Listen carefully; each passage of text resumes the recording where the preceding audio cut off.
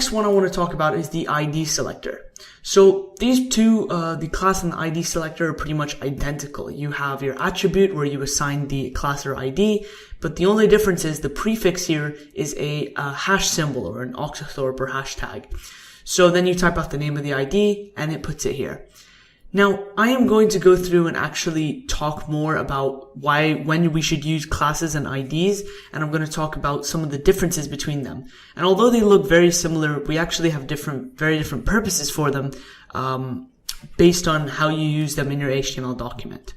So those are some of the basics of selectors. Like I said, we're going to go through and pretty much use this all the time during our course. So we're going to go through, use them, and add the properties. So it's pretty good that you get familiar with these now, so that when we move on, this becomes kind of like second nature.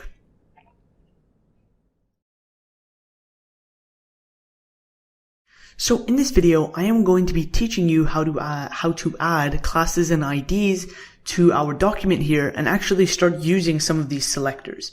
Now, I'm not going to teach you any of the properties yet because we're going to cover that in a little bit later in this section and in the next few sections, but I'm just going to be teaching you how to get familiar with classes and IDs because they are by far the most commonly used selectors in CSS.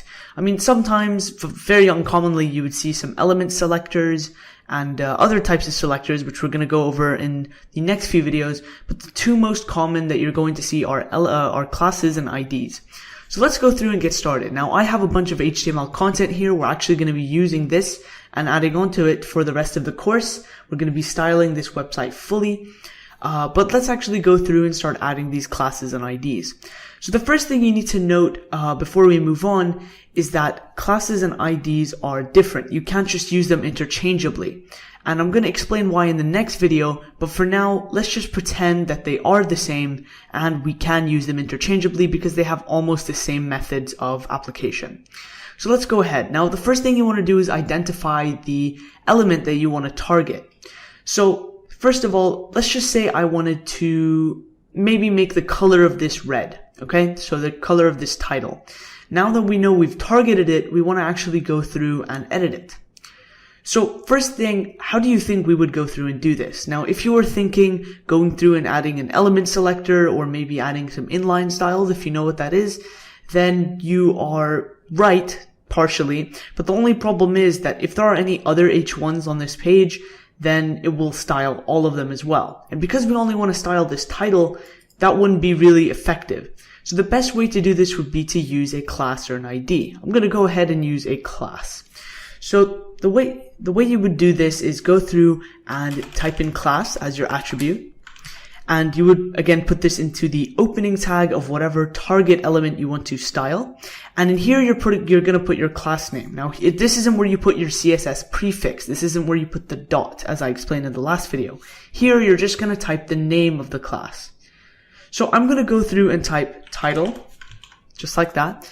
And you can name this whatever you want, but I would recommend keeping it short and sweet. You don't want it to get too long because then it's going to be really hard to work with.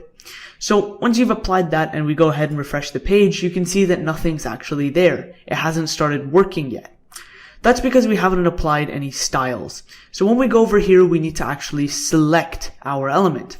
So I'm going to go ahead and add the prefix for a class, which is dot, and then the name of the class, which is title. Then I'm going to open up these brackets and get started.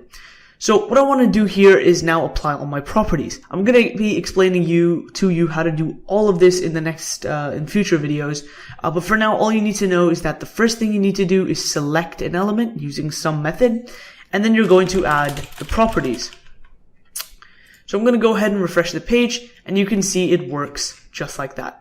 Now, to prove to you that this works, I'm actually going to go through and style just this about me right here, blue. So you can see we have more than one H2 on the page, but there's only one H1.